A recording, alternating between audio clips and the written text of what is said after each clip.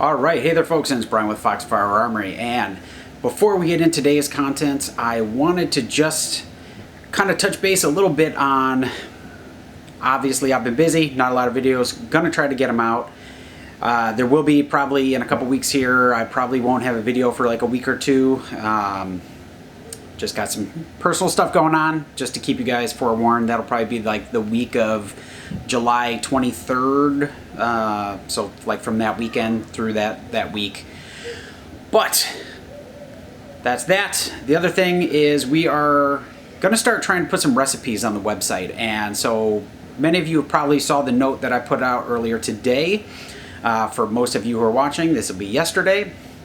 But that is basically to try to start putting some, not necessarily prepper recipes, but recipes that would be good for situations where you have limited supplies, right? So things like Depression era style recipes or prepper recipes, right?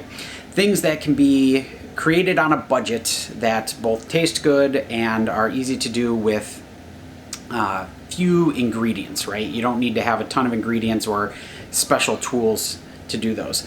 So if you have any recipes, please feel free to email me, or if you want, head on over to the website and I will put a link right there in the description, and you guys can get on there and actually upload the recipes yourself directly to the website.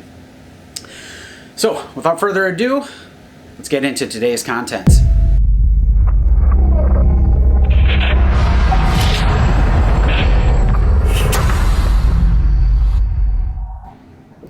All right, so there has been a lot going on out there and a lot in the news, and I'm sure that you guys have probably heard a lot of what's going on between, obviously, the Roe stuff, the case out of New York, the Bruin case, with basically saying everyone gets to conceal carry now, which is a huge blow to the gun control advocates, and thank God for that, because we need less of that with everything going on. So for those of you who haven't heard, and I'm sure most of you have, there was obviously another incident in Highland Park, Illinois, just over the 4th of July weekend, along with a few other incidents in Philadelphia and a few other places.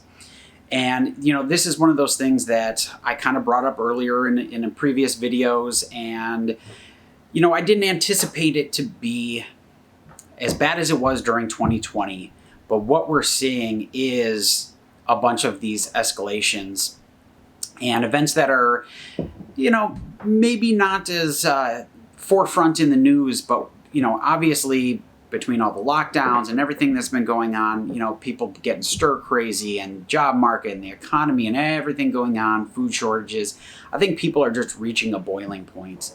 And that is why I hearken constantly to those of you who actually choose to watch these videos, that you need to make security and self-preservation, self-protection a key component of your everyday life. And that's not just to say, that you should have a gun or you should have, some sort of form of protection on you at all times. It's just being in that mindset and really getting yourself kind of into that mindset of being a protector, not only for yourself, but for your significant other, your children, whatever the situation may be for you. And as we see these big cities like Philadelphia and Chicago and New York and Los Angeles, and the ramp up of a lot of these incidents, it just brings me back to that point, right? So getting out of the cities if you can, and if you can't, due to a job or whatever the situation may be, making sure that you are putting everything in the forefront security-wise, right? Your mentality should be threat level yellow always, and you're always on your toes, you're always looking at your exits, and you're making sure that your head is on a swivel. And that's really all I'm going to say about that stuff. If you guys really want to know more about those events, please just go ahead and use Google, because YouTube hates people that talk about that stuff. And, I already get pushed aside as much as it is with this channel, because, we talk about self-reliance on here. So with that said, the stuff going on right now with the not necessarily the trucker shortages, but the trucking industry and the diesel shortages, the DEF fluid shortages, and just everything around the supply chain issues right now looks like it's going to continue to get worse. And the fact that we're sending petroleum to the UK from our strategic petroleum reserves, and gas prices are still going up. Well, they've gone down slightly, but they're staying high, and they will continue to go back up. And crude is down, means that the stock market or the market really believes that we are in a recession. And as of July 1st, we are truly in a recession at this point. That means that first quarter and second quarter of this year have already been negative GDP. And that means that if the third quarter and the fourth quarter, like I'm predicting, are also flat or negative GDP, we really are looking at potentially depression era times. And so that's why, I figured now is as good a time as any to try to start getting some recipes and really start getting some things out there, freebies for you guys that other people might be charging for, because really this is all about building a community, and it's about building essentially a mutual assistance group, right? Where we can all kind of feed off of each other and help each other out where we can, even if we don't know one another on a personal basis. So that is kind of what a lot of moving forward here, probably these next few videos are going to be about. And that is really focusing on the self-reliance aspect of things. I've been baking a ton of bread, which is, obviously a huge cost savings when you're looking at it from the picture of spending $3, $4, $5 for a loaf of bread these days. And that loaf of bread maybe lasts you a week. And if it's my household, we love bread. I mean, we love our bread. We're going through 2 loaves a week at a minimum. And, even on the low side, if we're getting that bread for $3, that's minimum $6 a week just in bread. And I can make a very similar bread, which is one of the first recipes here that I'll be putting on the website, which is essentially a semi-sweet sandwich bread. And it basically is a very similar flavor and texture profile to like a Wonder Bread, right? But it's very few ingredients, and it's very easy to make, especially if you have a bread maker. And for those of you who don't have a bread maker, you can do it in the oven just as easily. So you just got to do all the kneading and everything, letting it rise yourself. You don't get to leave it in the machine and let the machine do it all for you like I do. So I'm not gonna lie, that's one of the best investments I think I've ever made as a tool, even though, sometimes it goes without its use, but right now I'm putting it through its paces.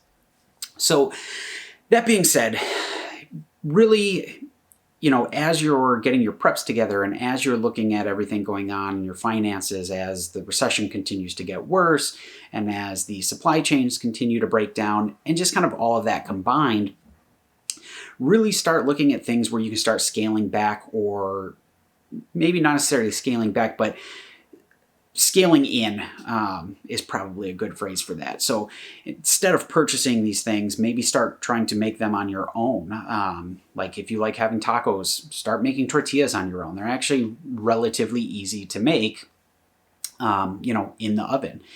So those are going to be the kind of things, learning to preserve your own jams, maybe dehydrating some of your food. I know Harshman Hills just did a great one on dehydrating hamburger meat. And I mean, it's a super easy thing you can do. I, for one, tend to can the meat with a little bit of juice in there in a pressure canner after cooking.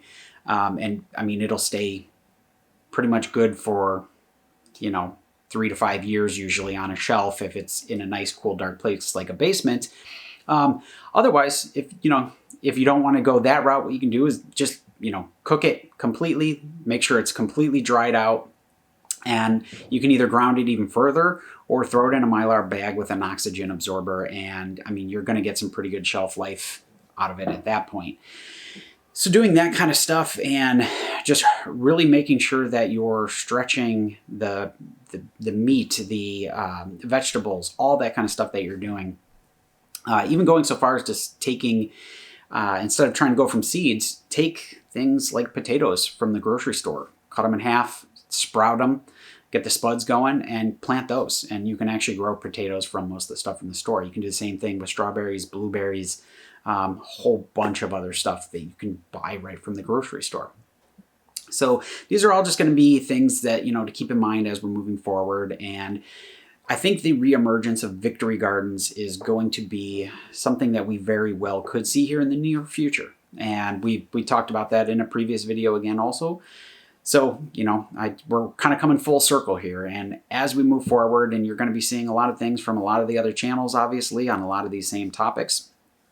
But that just proves to not only me, but it should prove to you also that, you know, this stuff is not going away anytime soon. And things are going to get worse before they get better. It's just the natural cyclical cycle of things.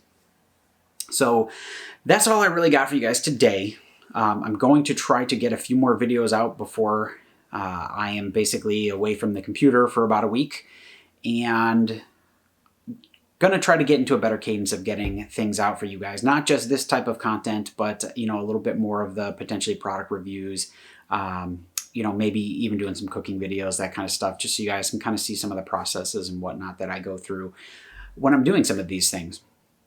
And as always, you know, if you guys are looking for anything, I have the links to the Amazon shop for products that I found that I personally use and I personally really enjoy, like the Potane vacuum sealer and the Presto pressure canner. You know, these are all things that you can get on Amazon. If you can find them other places, Amazon just unfortunately happens to be the place that I've been able to find them the most readily available and at the best price.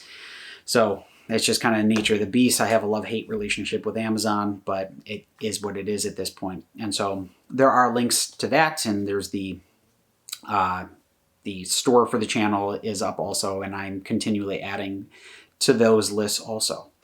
So that's all I got for you guys for today. This is Brian with Foxfire Armory. Until next time.